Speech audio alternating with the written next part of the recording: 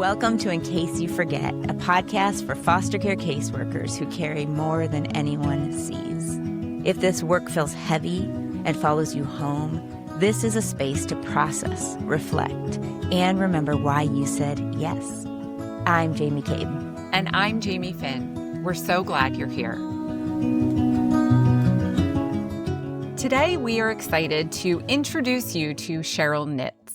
Cheryl is a licensed clinical social worker with over 30 years of experience specializing in attachment, trauma, foster care, and adoption. Cheryl serves as chair of the Department of Social Work at Liberty University, where she helps prepare future social workers to lead with compassion and a commitment to justice. She also brings her personal insight as a parent of 4, 2 through adoption, and a grandparent of 6. And her doctoral research focuses on attachment and emotional intimacy in the healing process. Yeah, and we're excited to explore really in this episode how you can be real and vulnerable and nurture these healthy relationships outside of work while knowing there's like this tension of you're holding stories that aren't yours to tell. Man, Cheryl, we're so happy to welcome you to the show. Thanks for being on today. Okay. I want to just kind of speak to what I just introduced. Caseworkers have such a challenging role. They're carrying hard and heavy stories, and these stories that they carry do impact them.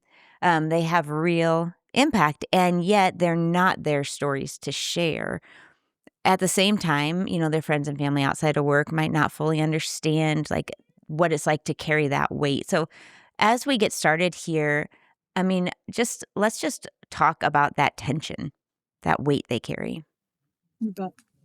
Well, first, if I do want to thank you for a chance to be here, and I got to hear a little bit about Jamie and Jamie's story. So, neat to think about some things that we have in common. Certainly, common passion to support caseworkers, and honestly, Sure. I feel like I'll probably get teary on you. I'll just warn you right now because this is close to my heart. But I want to thank the social workers. I want to thank the caseworkers that are supporting families because you do get it. And as Jamie shared, I am a foster and adoptive mom, and I know there were days when God really used our caseworkers to support us through some really challenging seasons, and they were the ones that got it when my daughter was peeing in the heater vents, or taking the knife to the kitchen cabinets, or the beautiful moments when, she'd turn to me and say, I'm so glad I have a family now. There's, the journeys that we walk through together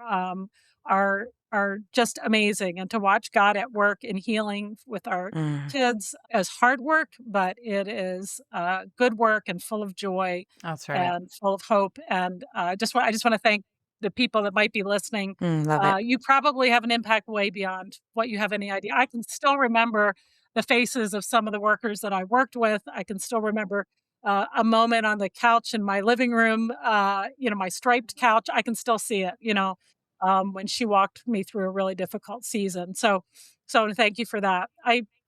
But we know, as you mentioned, Jamie, that's it's heavy. That has a cost.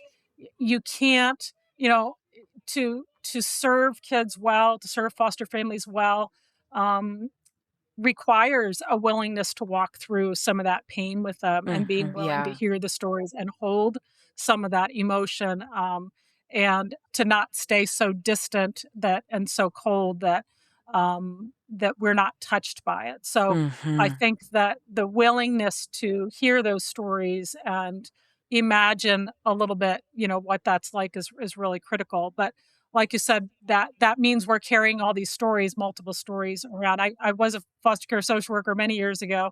God led me into that field before I started doing my clinical work.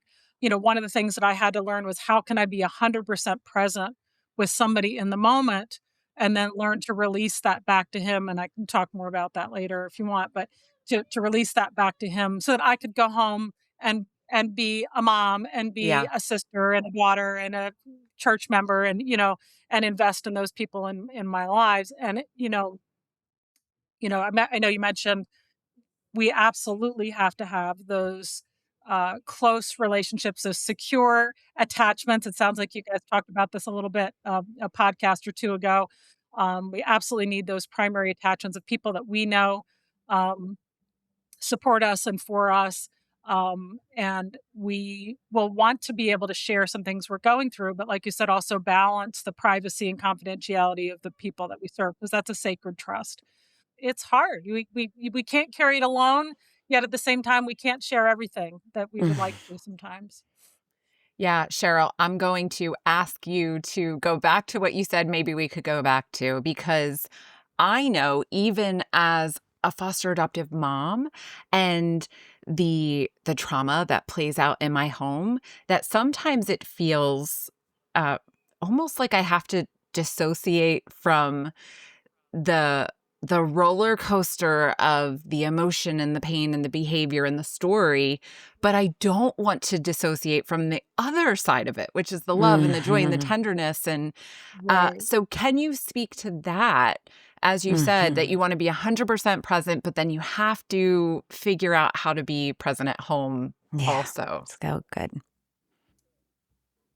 Yeah, I mean, they're big questions. It's not an instant insight, and, "Oh, now I know how to do it," right? Yeah, Yeah. sure, It's sure. it's a practice, it's a skill, I think it's a it's a but I think there's a lot of pieces to it. I think one is, cultivating, people, use the word metacognition, thinking about what we're thinking, That's and good. becoming aware in the moment. Okay, what's going on for me? Especially if we're getting activated or feeling some strong emotions. What's going on for me? A mentor many years ago taught me mad, sad, glad, scared. It's easy to remember. So what's going on? Am I mad? Am I frustrated? Am I sad? Am I glad? Am I scared? Maybe a combination of those things. What's that coming from? So that I can understand my own thoughts, feelings, emotions, I think is really important. And some of us are really good at that, and for some people, it's a new skill. So I think cultivating that awareness is part of it. Um, I think another part of it is learning. I remember a mentor telling me once, and this has more to do with understanding. You mentioned trauma, understanding the role that trauma plays in our kids' behavior, and it doesn't have to be kids; it can be adults. We interact with foster care caseworkers are interacting, with biological families and things like that. And sometimes they're responding to us out of their own trauma. I think developing an understanding of trauma and how that can sometimes can provoke lots of unhelpful responses that can feel hurtful or feel personal can kind of help us depersonalize it, realizing this person is reacting out of their pain. It's the way that they know how to cope with their discomfort, even if that's combative or seems mean or unnecessarily disruptive, or if they withdraw, or whatever is going on that's seems problematic. So I think cultivating a compassion for where that's coming from. I remember one of my favorite things that a therapist who was working with me with one of my kids taught me was being sad for them. When she was raging, or she was being challenging, or I was feeling. I mean, some of this is depersonalizing. I think it's so easy for us as moms to think, am I doing it wrong?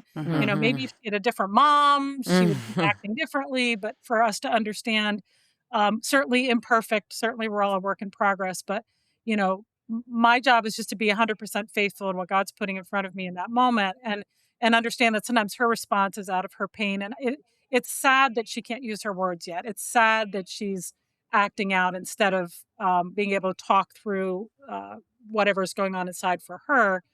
But then that other part of that 100% faithful to me Yeah. is learning, you know, God is elected to use me in this child's life or this person's life, which is incredible privilege that he entrusts to us, um, uh, hurting people, hurting children that he cares deeply about.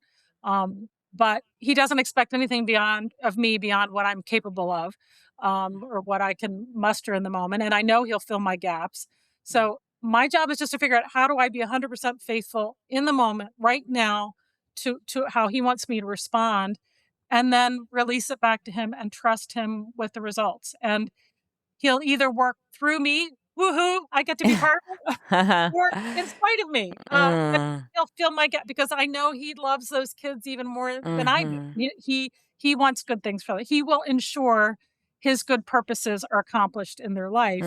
And I get to be a part of it, but I really can't mess it up. I'm really not, he's not going to let me be so powerful that I'm going to ruin anybody.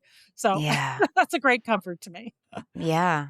Absolutely. I'm thinking about this whole idea of being 100% present when you're with them and then releasing. So, like at the office, I think also it's hard because we know casework extends beyond the office. Right. Yes. But like practically speaking, like, you've been driving a child somewhere and they jump out of the car and your whole insides are swirling and you don't even know like how to get yourself back to like ground, like steady, right? And obviously, and then you're with that child and you're having to like be present and do what you need to do. And then it's been chaos and crisis. And now all of a sudden, like it's, you got to go home. And now you have a 2-year-old at home who's Right. like crying and wants you. And like, how do Right. you like, how do you, how do you do that? Right. Where you're like, what do you do practically to just like give a little bit of space before you enter the next a different kind of chaos, maybe. But a different, and yeah. We need all the answers, Cheryl, Yeah. right Well, now. there's so many. I mean, some of it, I think the releasing and being and then doing life is is about a separation, like I said, it's being 100% faithful to what you're doing in your role during that time, but but my day ends. And yeah, I might have been on call. I might have gone, it might have gone till, 9 o'clock at night or something like that. But at the point that I end that role, that there's some kind of clear delineation that I'm no longer Cheryl the caseworker. I'm now Cheryl the mom or Cheryl the wife or the sister or the best friend or whatever role I have. And as clearly as you can. And I think part of that has to do with how we view our role as the caseworker, that I am not responsible for the outcome of this child's life. I'm Yeah. responsible to be faithful with the tasks that I have. And to me, releasing that back to the Lord means that I can go home and be with that 2-year-old that needs me, knowing that I it might be a rough night for that client that I'm leaving behind, but I've left them in the Lord's hands. And to me, that's really important, that I can't be responsible for all that client's decisions. I can't be responsible for them 24 hours a day. That's not the job. Now, if I get called for emergency, then I need to respond in that moment. But that I think the more you can understand the boundaries of what your responsibility is, I'm not responsible for the outcome with that client. It helps you be faithful and then release it. And then some kind of ritual. And I've heard people do different things with transitioning from work to home. I've heard some people say it's worship music. I told my students, if I had a really hard day, it was hard rock, classic rock. That's so Yes. good. You're headbanging.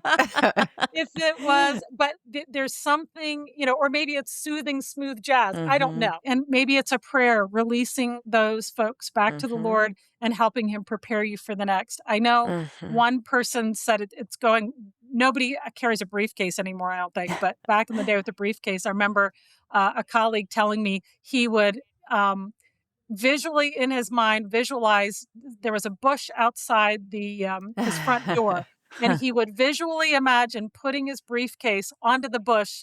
Of course, he did, and he couldn't leave it outside before he walked into the house. That's Like this, good. this is the end of this day. Now I'm going to be present. But somewhere along that ride, and it depends on how long your commute is. I remember I would try to shift from starting to think about, okay, who are the people waiting for me at home, or what do they need from me?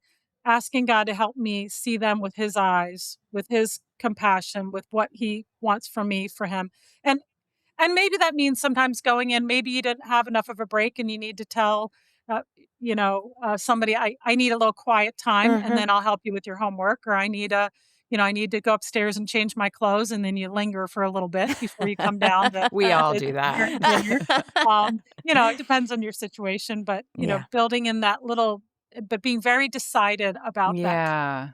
Yeah. Man, that was I feel like that answer, that's the money shot right there. That was so good. And what I love is that it was part theological. Mhm. Basically, you trust God that you did what he called you to do, and then Mhm. you place these people that you were serving right back in his hands, where actually they've been the whole time anyway. Mhm. Right. So I love that like deeply theological piece that I think is a really strong foundation. We can't just look at the ritual. We have to look at the Mhm. belief Right. too. Right. But then I love that really practical ritual. And I think just defining what that ritual is going to be, I think would be so helpful. I love that answer. And while Jamie was sort of asking from the point of view of how do you release so that you can show up for your people, I want to ask sort of the same question from a different place, which is how do you release so that then you can ask people how to show up for you? So again, we're like keeping stories that are not ours sacred for the people who they belong to. And we need our people to show up for us sometimes, Mhm. and we It's need good. their prayer and their care and their practical help. So, how do you not just be available to show up for other people and their needs, but how do you communicate your needs Yes. and share with Yes. others what you need? I love that you asked that because Mhm. I think that the field of social workers, the group of foster and adoptive parents, um, we people helpers broadly, Yeah, sure. um, are often notoriously bad at this. Yep. You know, some people would even say some of us are compulsive caregivers, that Sure. we are predisposed sometimes because of some of our own pain, sometimes Mm. because either something we've gone through or somebody that we love deeply has gone through, that God softened our hearts and has motivated us. He's moving us outward to move towards people in pain, to move towards wanting to be part of the solution. Yeah, And that is a beautiful thing. That's God making beauty from ashes because he's taken that suffering and helped us now to serve other people. But that's right. sometimes that means we really stink Mhm. at receiving care from people and asking for that. So I'd love that you asked that. But something that's really important about is secure attachment. I know you guys talked about this a little bit before, is that attachment to be healthy has to be reciprocal. Mm, And, that's you caring for the people in your life. It's you showing interest and finding out what are their needs, what are their desires, helping them communicate that to you, being willing to meet them where they are and experiencing the joy of that. But it's also you being willing. And I would argue that it's even a gift to other people to let them know how to that's love good. you well, to let Yep. them, Mhm. what would be meaningful to you. And, you know, you tailor that to the individual people in your life. We certainly all have what I call ministry relationships, where they're Yep. innately imbalanced, where Mhm. we put in a lot more than we get out, and that's okay. God calls us Mhm. to Mhm. Mm. a limited number of those. Um, but we do need those secure relationships in our life that are balanced, where we can say, um, you know, where we can ask for what we need, or we can say, "Hey, can I share with you something that would be helpful to me?" And actually, I didn't say it, but even embedded in that little ritual at the end, where I was talking at the end about, when you come home, it'd be a great thing to talk about your family with. When I come home and I've had a really hard day, I want to be a good mom, good wife, good roommate, Mm. whatever. Um, and I know that I'm really fatigued. Let's talk about what those first 10, 15 minutes looks like. Mm. And Yeah. would it be okay with you if I went upstairs and I took, Mm. 15 minutes? Can you handle that? Or do you need me to come look in you in the eyes, give you a kiss, say, "Hi, I'm glad to be home," and then go take my 10 or 15-minute break, Mhm. but to have those kinds of conversations that say, we both want to care for each other well. And that's healthy. And to be able to not just tune in other people's needs, but to be able to identify my own, what would help me, be able to be willing to express that, ask for that, making small requests, to Mhm. be able to um, be present, but also, ask for alone time and recharge time if that's what you need is really, Mhm. really important to, I when I talk to my students, I say, I want you to be able to be an awesome social worker That's good. Mhm. for Yeah. decades. And I think that this is part of long-term healthy Yes. relationships, Yeah, is sure. learning to have that reciprocity. That's absolutely right. Yeah, I'm thinking I love that including your kids in or your loved ones or your friends or whatever in what does it look like? Here's what I'm experiencing. Like I'm going to be very tired. I care about you. I wanna but I also I'm human, like, Yeah, right, so I have right. limits. I mean, it makes me think because I have lots of teenagers in my family and lots of children in general, so, I go to bed early every night, almost every night, and a lot of people, you always hear you have to stay awake longer than your kids, or Oh, otherwise they won't talk to you, like your teenagers, and I've just yeah, kind of been like, I don't know that I agree with that. I actually don't agree with that fully because my teenagers still talk to me, but they also know that I'm going to bed at 9 o'clock pretty much every night. And I've just told them, like for sure, if there's something you need, come get me, wake me up. sure. Or sometimes they will request, like, can we talk? And I'll stay up later. Yeah, But I have told them I'll be a better mom to you if I yep, go to bed in good time and then get up early and I spend my time with the Lord and it's just like I think it's good for our kids to understand we have limits, Yeah, that's and good. it's absolutely. good for our friends to understand and all of that. Yeah. Absolutely. Absolutely. I think that's so important. And I love you're teaching them how to have a healthy relationship, right? Mm, Right, exactly. You're teaching your teenagers to consider their mom, to consider mm, other people. I think that's really, really important. I think we can even do that at younger ages too, just to have them start to understand, right. I love you. I'm like you said, I'm going to be there for you. And if you need me, you let me know. But part of being in a relationship is caring for me too and what's going to be Yeah. helpful for me. So that's great. Love that. That's good. So we've talked a lot about sort of within your family. So kind Yeah. of this idea of like stepping in the house and now I need to be ready. What about just broader friendships? I think of just that question of like, what do you do?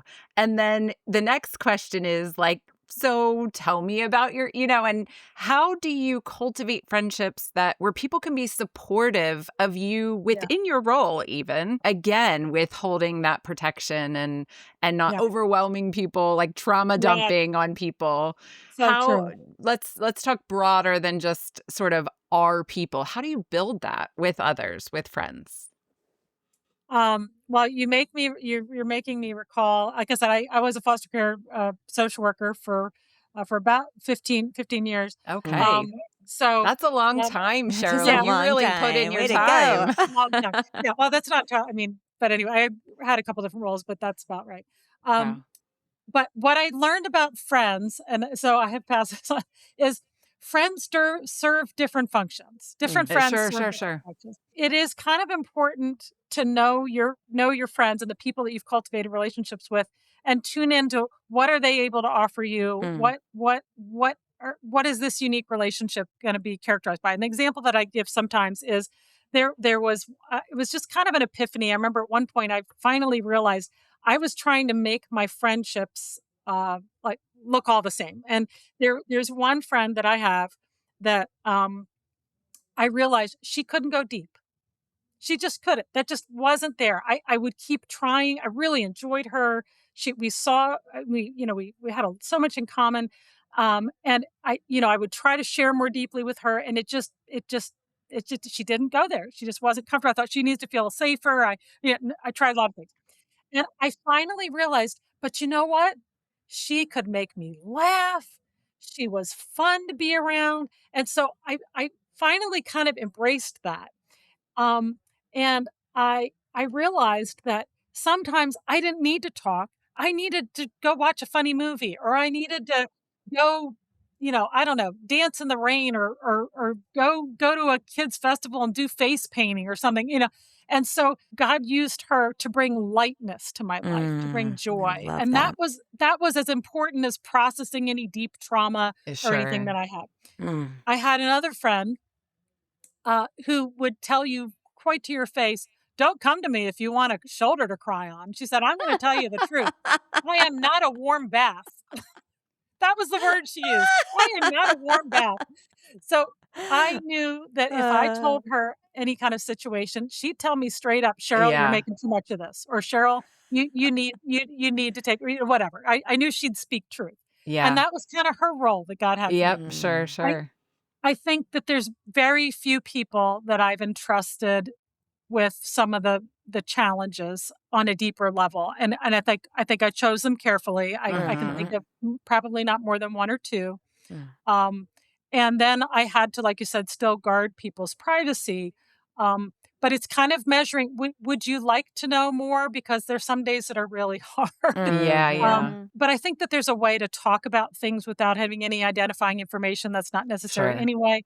And I can think of one person in particular that came to understand that this was a rough day. I had a kid that I had to, the judge decided that they needed to go home, and I don't feel like they're safe, and it's really hard. It's keeping me up at night.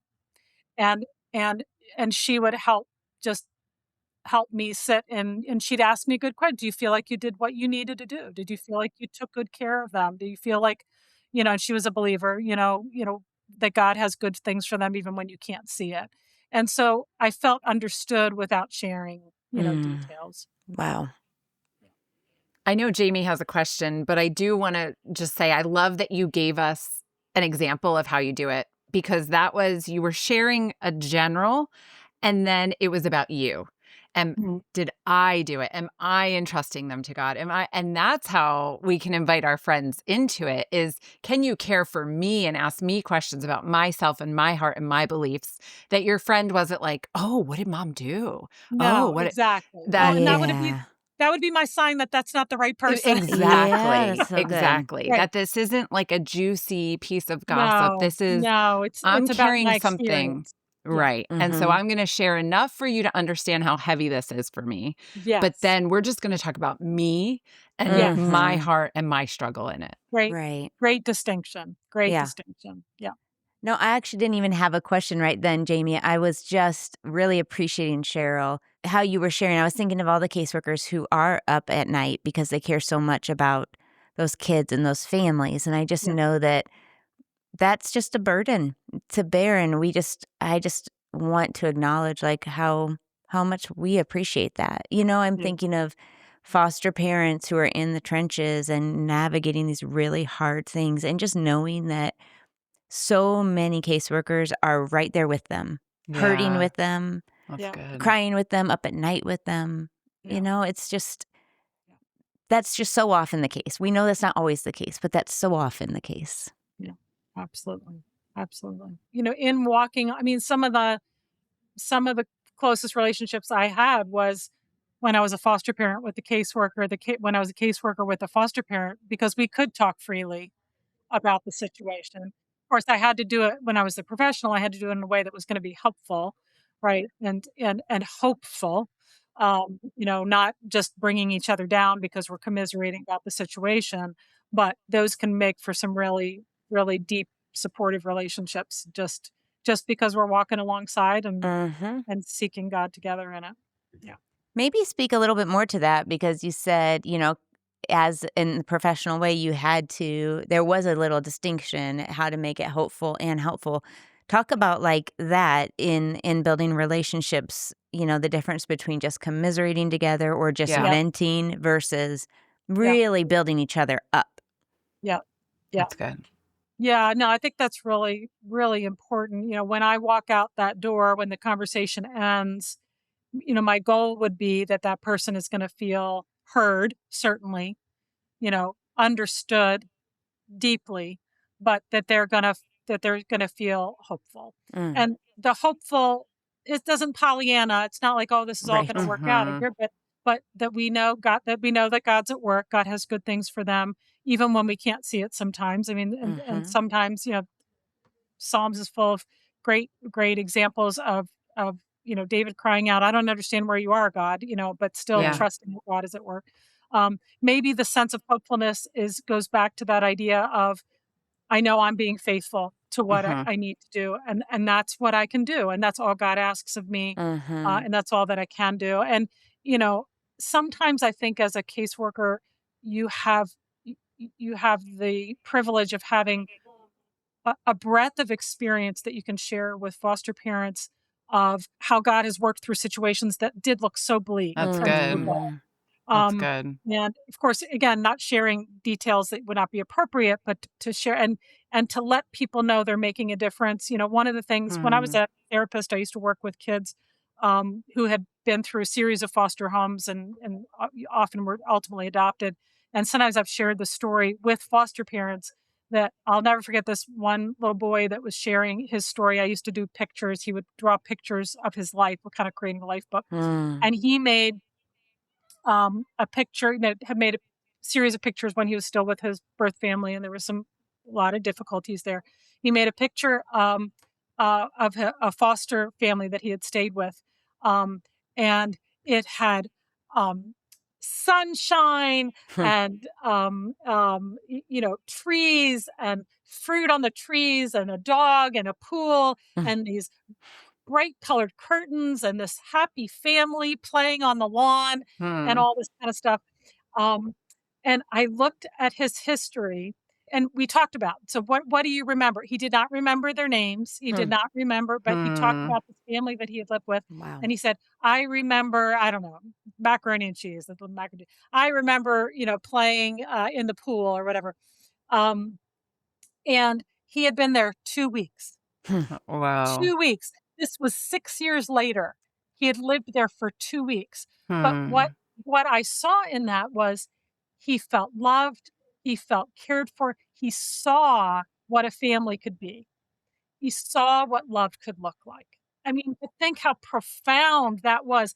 That gave that child a sense of hope and a sense of possibility even though frankly he was a tough kid and he went through a series of foster homes disruptions because of some of the behavior, and this was 6 years later, and I remember thinking, I wish I could go back, I wish I could find that family and tell them Yeah. what Mhm. an Oh, impact it had made. So sometimes we have opportunities to share stories from somebody else. Sometimes um, some of the most painful stories I've seen kids that have gone back home to less than ideal situations, to biological family. That can be really traumatic and difficult after they've experienced some positive and some healing and have gone back. Now, obviously, we hope that for many situations, the family has addressed the issues and there's healing in the family and Mhm. that's a positive outcome, that sure. reunification. But sometimes it's not. But I remember this one young woman, she connected with me when she was, I don't know, maybe 20, something like that. Home was hard, and it broke her foster parents' heart, that she went back to a home where she ended up being a caregiver of some substance using parents, but she made a connection with the local librarian. Hmm. So God provided, you know? Hmm. And that she said, I would go to the library every single day and I would Whoa. meet with Miss So and so. And she ended up seeing herself as capable of more than she had ever dreamed through this librarian. Ended up going to community college. I don't know what happened after that, but I mean, just really a beautiful, soft heart that this young girl had. Hmm. And so who knows what God's up to? Right. We have our ideas, we have our suggestions to him about what we think should happen. But yeah, Yeah, Cheryl, I just want to yes and amen that as a Mhm. foster parent, yes, for the foster care caseworkers who are listening, Yes. man, would that build encouragement and faith into my heart. And so, yeah, I want to agree with you from the other side. Please share those stories of yes, hope when it looks yes, Mm. hopeless. Share the yes, stories of impact when you're questioning impact. That is yes, something you can do that transforms a foster parent's perspective, which then of course impacts the kids and the families and everyone. And so exactly, it's transformative to share stories of encouragement and hope like that with the exactly. families you're serving, including, let's say, the biological families, the ones who can't see Yes, a way out of their yes. addiction, or to share the Mhm. stories. Hey, I had this client and Oh, yeah. they Oh, overcame so yeah. much that's Oh, so yeah. powerful. So Absolutely. Yeah, thanks I for mean, sharing that. you're making me think of all these stories. Yeah, and when you're talking about the biological families, I remember this mom, she just thought, "Is she ever gonna forgive me? Is my daughter ever Mm. gonna forgive Mm, me?"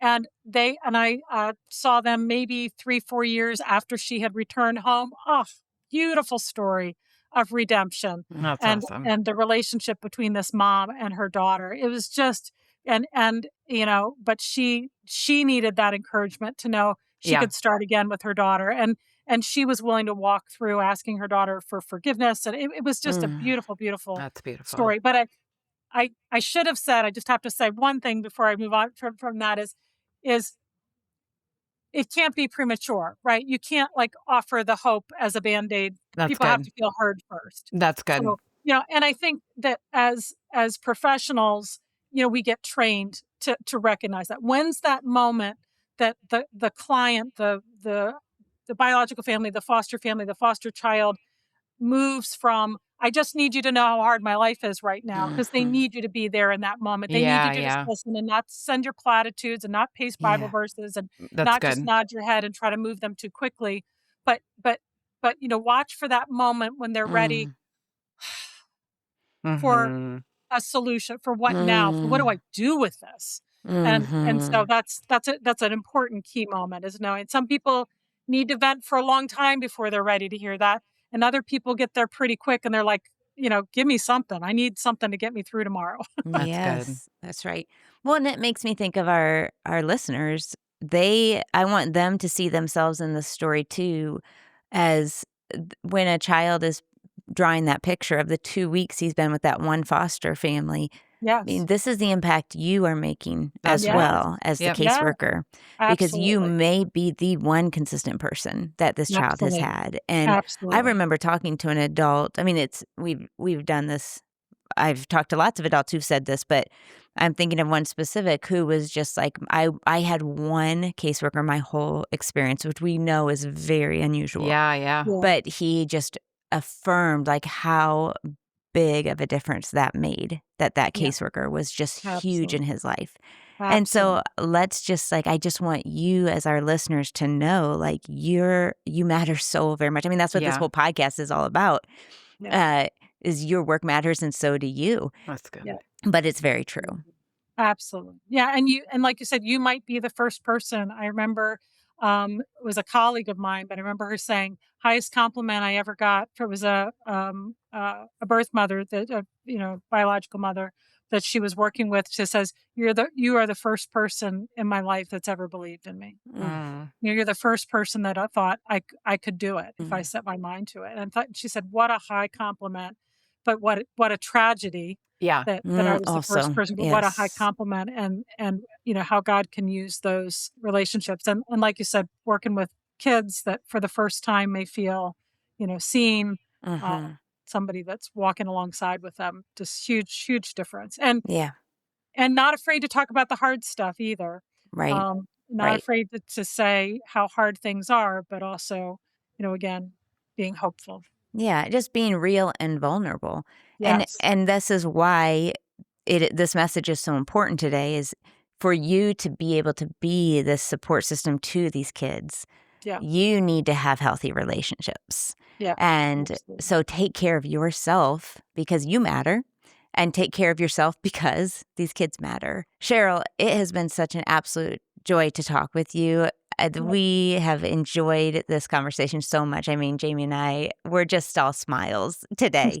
And it's just been really encouraging to hear your heart for our caseworkers Mhm. and the things you've learned and the stories you've shared. So thank you for being on. Yeah, Cheryl, we're so grateful. Thank you for sharing with us.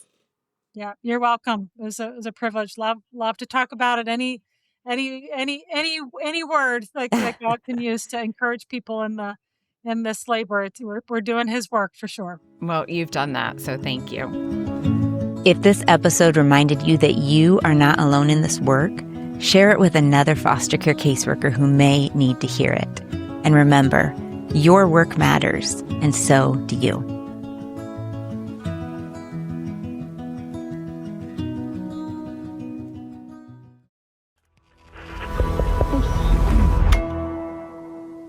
Resonate.